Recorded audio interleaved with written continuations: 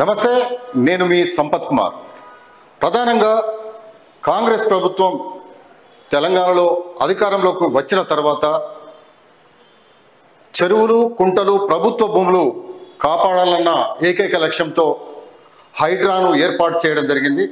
ఈ హైడ్రాను ఏర్పాటు చేసిన నేపథ్యంలో ప్రస్తుతం పుంకాలుగా తెలంగాణలో ఎక్కడైతే ప్రభుత్వ భూములు కబ్జాకు గురైనాయో అవన్నీ వార్తల రూపంలో ప్రజల ముందుకు వస్తున్నాయి.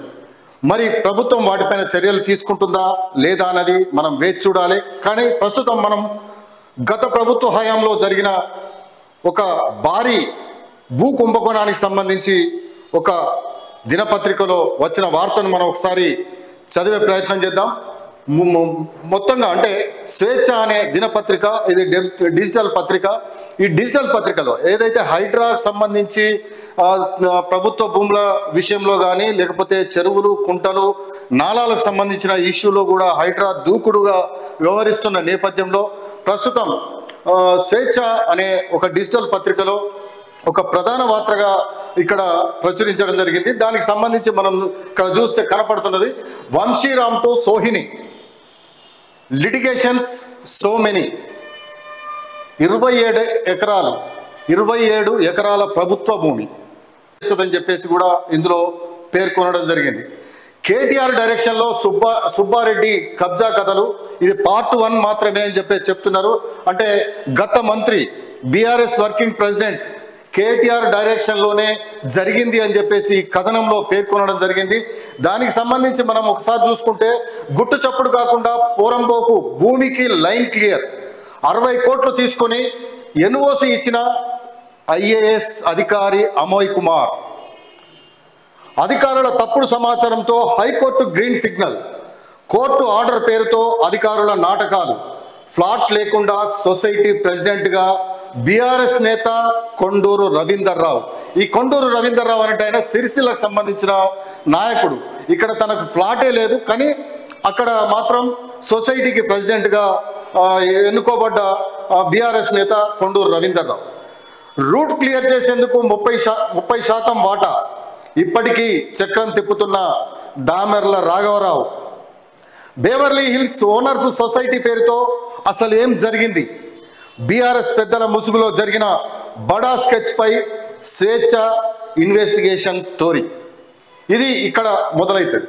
రికార్డుల ప్రకారం ప్రభుత్వ భూమి, కానీ కేటీఆర్ టీంకు ప్రైవేట్ లైన్. కాజాగూడలో వంశీరామ్ సుబ్బారెడ్డి ఖతర్నాక్ స్కెచ్ భూమిపై కన్నేసింది.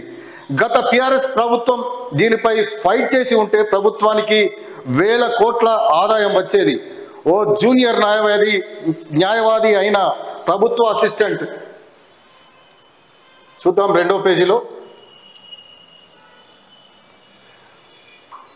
ప్లీడర్తో ఎలాంటి వివాదం లేదని చెప్పించారు. దీంతో హైకోర్టు కలెక్టర్కే తుది నిర్ణయం అప్పగించి ఇదే అదనుగా పురంబోకు స్థలం పట్టాగా మారింది. దీనికోసం 60 కోట్ల రూపాయలు అప్పటి కలెక్టర్ అమోయ్ కుమార్ తీసుకున్నారని ఆరోపణలు. దాదాపుగా చాలా సందర్భాలలో చూస్తే ఈ ప్రభుత్వ భూములలో అమోయ్ కుమార్ పేరైతే చాలా మారుమోగిపోయింది. కానీ కాంగ్రెస్ అంటే బీఆర్ఎస్ ప్రభుత్వంలో అమోయ్ కుమార్ ఏం చేశాడనేది కూడా గతంలో పిసిసి వర్కింగ్ ప్రెసిడెంట్గా ఉన్న రేవంత్ రెడ్డి, ఇప్పుడు ప్రస్తుతం ముఖ్యమంత్రి, అతను కూడా అమోయ్ కుమార్ మీద చాలా ఆరోపణలు కూడా చేయడం జరిగింది. ప్రస్తుతం కూడా అవి ఒక్కొక్కటిగా వెలుగులోకి వస్తున్నాయి. కానీ ఇప్పటి వరకు ప్రభుత్వం మారినా కూడా చర్యలు తీసుకున్న సందర్భాలు అయితే మనకు కనిపించట్లేదు. ఈ వార్త ప్రకారం అయితే మనం చూస్తే మాత్రం ఆ చర్యలు అయితే ఇప్పటి వరకు లేదు, కంటిన్యూ చేస్తున్నట్లుగా తెలుస్తుంది. సెత్వార్ నుంచి ప్రభుత్వ భూమిగా రికార్డు. సర్వే నంబర్ 26లో మొత్తం 64 ఎకరాల 26 గుంటల భూమి ఉంది. ఇదంతా పురంబోకు స్థలం. సెత్వార్ కస్రా పహానీలో రికార్డ్ అయి ఉంది. పాత సర్వే నంబర్స్ 110 ప్రభుత్వ భూమిని డిసైడ్ చేశారు. ఆ తర్వాత దూడల సహాయన్న పేరు తెరపైకి వచ్చింది. పొజిషన్ కాలంలో ఇది రికార్డు అయింది. 1960-61లో కొత్త సర్వే నంబర్ 27 అని పేర్కొంటూనే పాతదాన్ని మాత్రం పురంబోకు భూమిగా పేర్కొన్నారు. పొజిషన్ కాలంలో రాములు అండ్ అదర్స్ అని ఉంది. 1974-75 కాలంలో సర్వే నంబర్ 27ని 3గా డివైడ్ చేశారు. 27/1 ప్రభుత్వ భూమి 57.26 గుంటలు. ఇందులో అనుభవదారు కాలంలో 24 మంది రైతులు ఉన్నారు. 27/2 పేరు మీద 2 ఎకరాలు, 27/3లో 5 ఎకరాలు ఉంది. కొన్ని సంవత్సరాలు మాత్రమే అనుభవదారుని కాలంలో ఉంది. ఆ తర్వాత అంతా ప్రభుత్వ భూమిగా రికార్డులు చెబుతున్నాయి. ఇట్లా క్రమంగా పోతుంటే ఇక్కడ మళ్ళీ చూస్తే అంటే చరిత్ర మొత్తం రాసుకుంటూ వస్తూ 1993లో ఏ విధంగా మార్పులు జరిగాయి అని చెప్పేసి ఇక్కడ పేర్కొనడం జరిగింది. అక్కడి నుంచి ఢిల్లీ పబ్లిక్ స్కూల్ సంబంధించిన Komarayya, Pallavi school Komarayya, Delhi public school management ఏదైతే నడుపుతున్నాడో కొమరయ్య పేరు కూడా దీంట్లో తెరపైకి రావడం జరిగింది.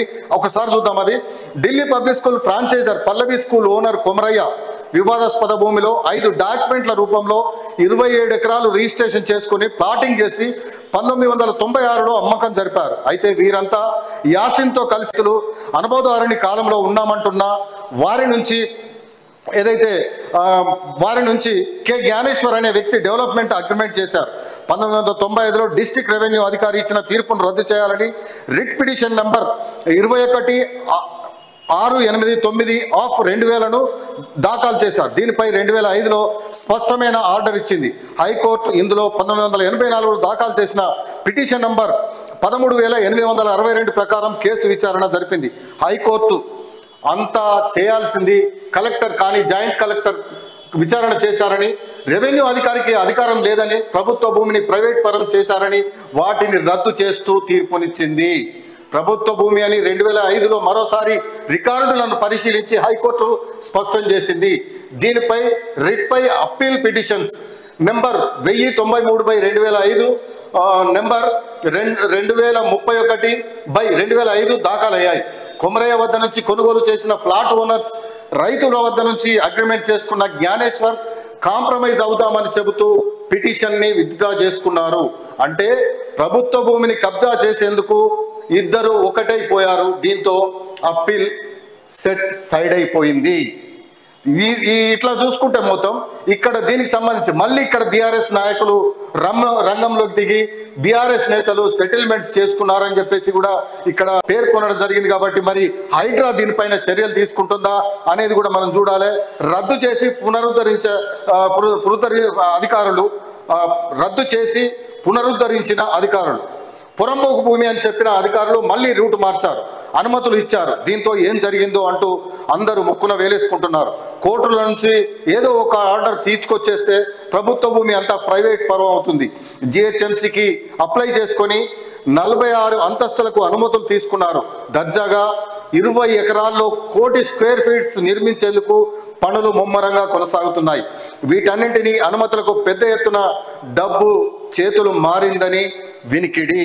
అంటే చూస్తే దాదాపుగా మనం చూస్తే 27 ఎకరాలు 3,000 కోట్ల రూపాయల సంబంధించిన ఆదాయం వచ్చే ప్రభుత్వ భూమిని ఈ విధంగా కొల్లగొట్టారని చెప్పేసి ఇది పార్ట్ 1 మాత్రమే అని చెప్పేసి కూడా ఇందులో పేర్కొనడం జరిగింది.